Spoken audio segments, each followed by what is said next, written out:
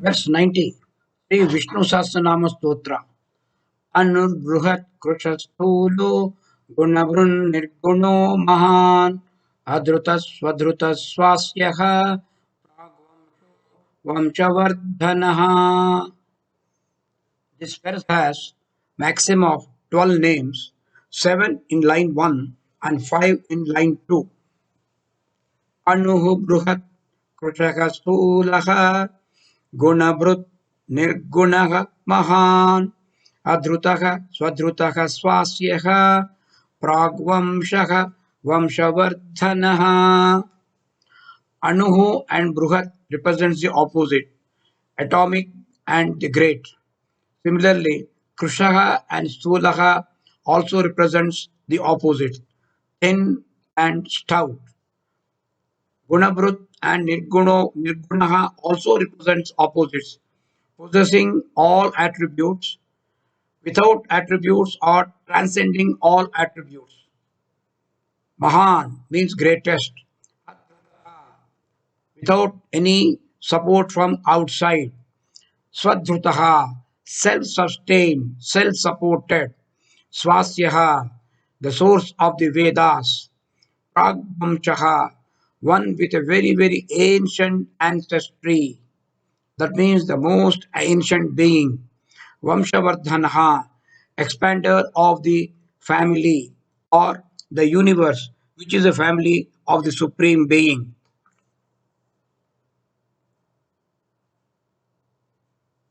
Anuhu means atomic, the subtlest, smallest, the all pervading. The Supreme is the subtle flame of life in our bosom. It is the essence from which all life activities spring forth. He is called as Anuhu because he is in the nature of even the subtlest. Bhagavan himself says, I am seated in the heart of all as a core or essence in all. The Supreme, who is atomic in size, is at the same time greater than the greatest in dimension. Bruhat. Bruhat means very great, very big. Supreme is at the same time greater than the greatest in dimension. Bruhat, great. Supreme is at the same time greater than the greatest in dimension because he is all pervading.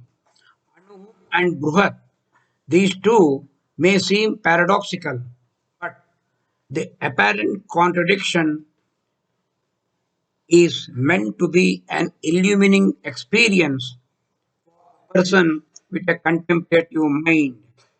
We know the Kirtana, it starts with this Anu Aniyan Mahato Mahiyan. The Upanishad daringly combines these two terms to give us at least a vague idea, vague comprehension of what the all pervading infinitude of the self amounts to. The reason for this confusion is because, unlike mortals, the Supreme is not gross. He is considered very subtle, Prushaha, which is the next name.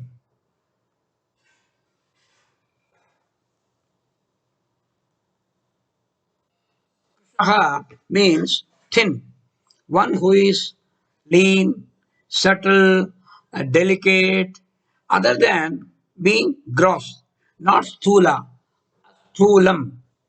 Again, this description, this particular name, will be immediately opposed by the next following name, which is Thulaha, which also is a deliberate use of contradictions. Our great Mahर्षिs made an art of effectively employing terms of contradiction. This is meant to bring the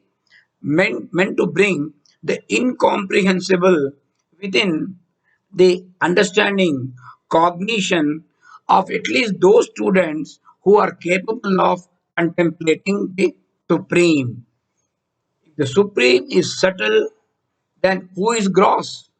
The question arises. The very next name, Stulaha, suggests that it is the very same Supreme. The same Supreme who is a Krushaha is also Stulaha. Stulaha, stout, fat, big, who is the fattest, the grossest, the roughest, toughest. Two terms, Krushaha, thin, and Stulaha, stout, indicate opposites.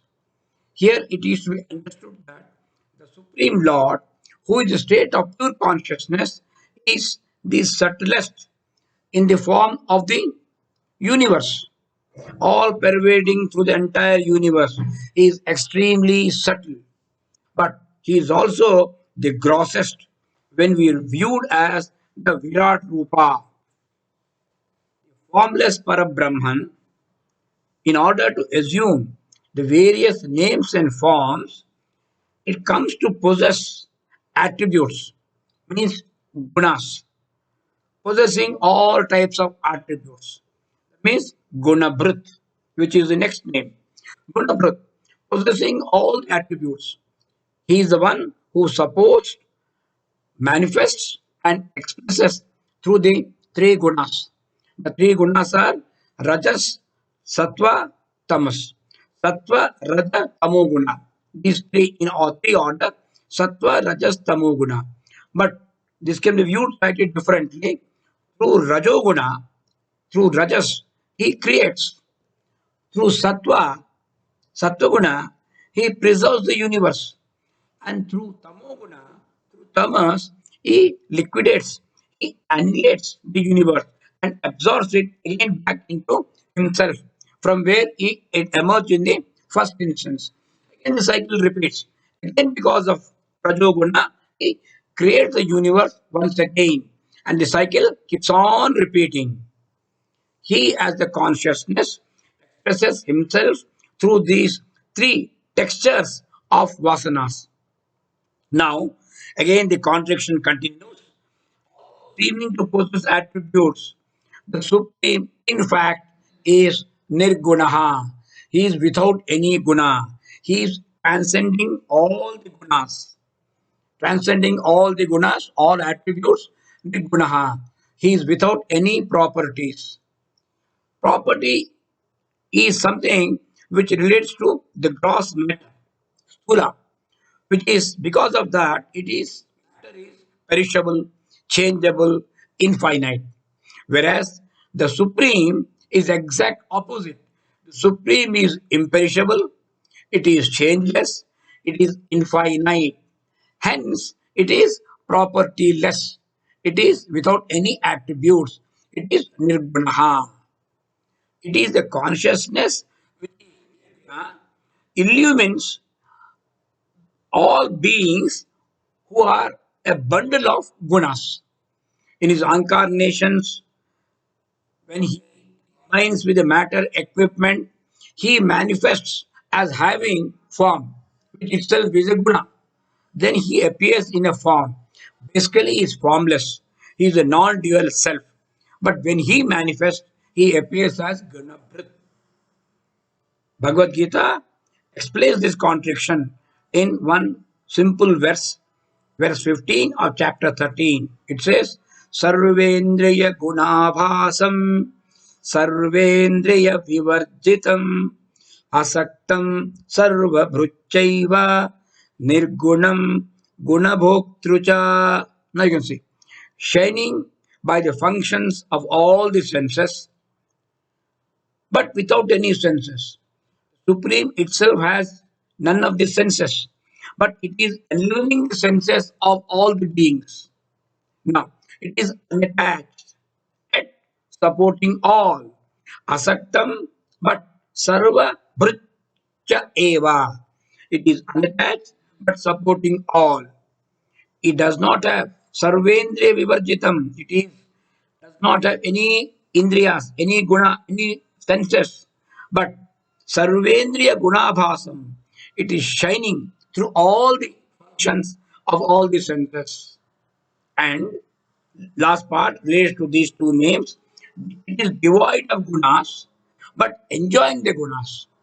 Nirgunam gunabhoktrucha sarvendriya gunabhasam sarvendriya vivarjitam asaktam sarvabhruchaiva nirgunam gunabhoktrucha.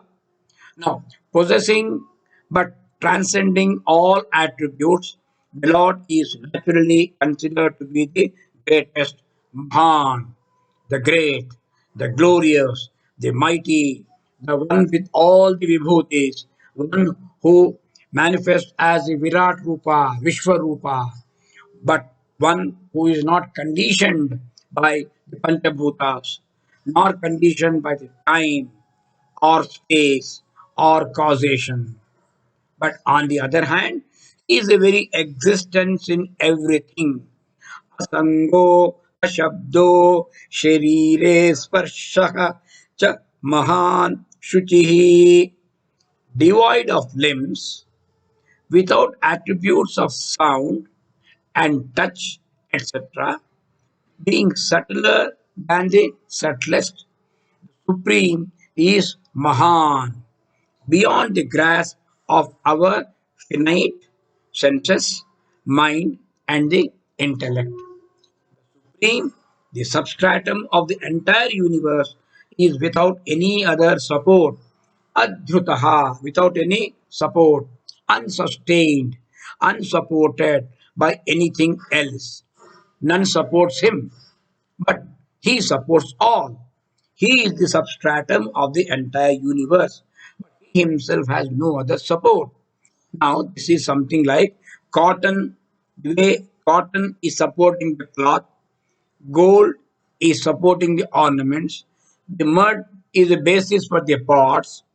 He is the supporter, he is the substratum, he is the base raw material for the entire universe. He is also supporter of every devotee who may feel Lord is far away from him.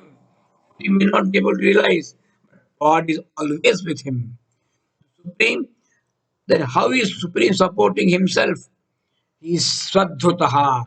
He is supporting himself by himself. He is self-supported, self-sustained. The previous name, Adhutaha, means the self is the ultimate support of the universe. Question automatically arises in every rational thinking being. If so, what supports the self? The answer is the Lord is supported by nothing else other than his own glory. Upanishad says, in answer to your question, where the mighty one decides, where the mighty one abides. The student asks, where does the mighty one abide? The teacher replies, he abides in his own glory. We can read the Sanskrit sentence. Sa bhagavah kasmin pratisthita. Sa, that Bhagavan, sa bhagavah kasmin pratisthita iti sve mahimnihi. His own glory. No one can find such a supreme. Hence, he has himself emanated from, as, and through Vedas. Supreme is imperceptible, invisible, ungraspable. So, for our out of grace, for us, for our convenience, he has manifested himself as and through Vedas. Swasyaha, source of Vedas. He has an effulgent face because it gives the Vedas their beauty and charm.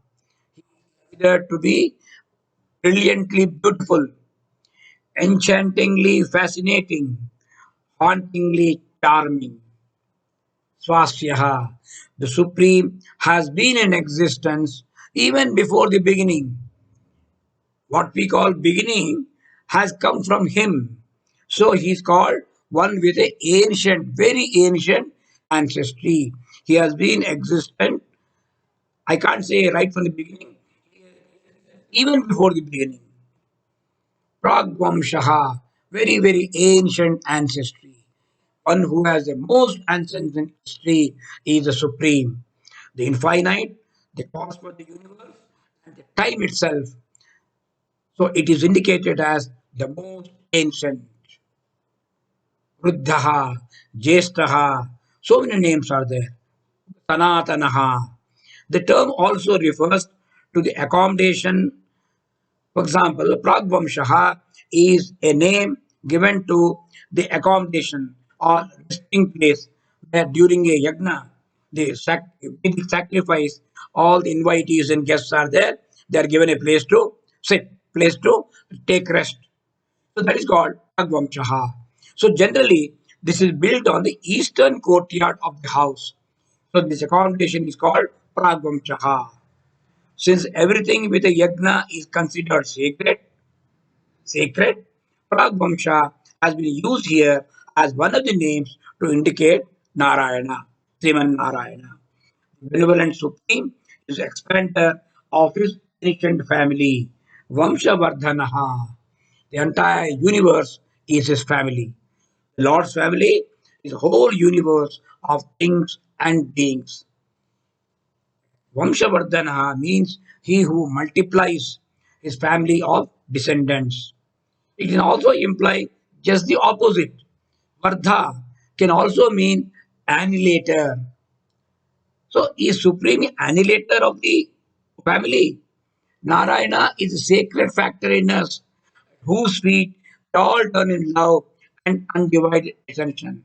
Yes, he is the annihilator of the world of perceptions, emotions, and thoughts. Because these are like a dream which merges into the waker. If you can say the waker is a destroyer of the dream, similarly, the supreme is a destroyer of the beings. Expander of the universe is Vamshavardhana. The supreme being is a supporter of the entire universe. He is called Bharabhrit, which is the next name in the next verse, which we'll take up in the next episode. Om Asato Ma Sadgamaya Tamaso Ma Jyotirgamaya Mrityorma Amrutangamaya. Om Shanti Shanti Shanti.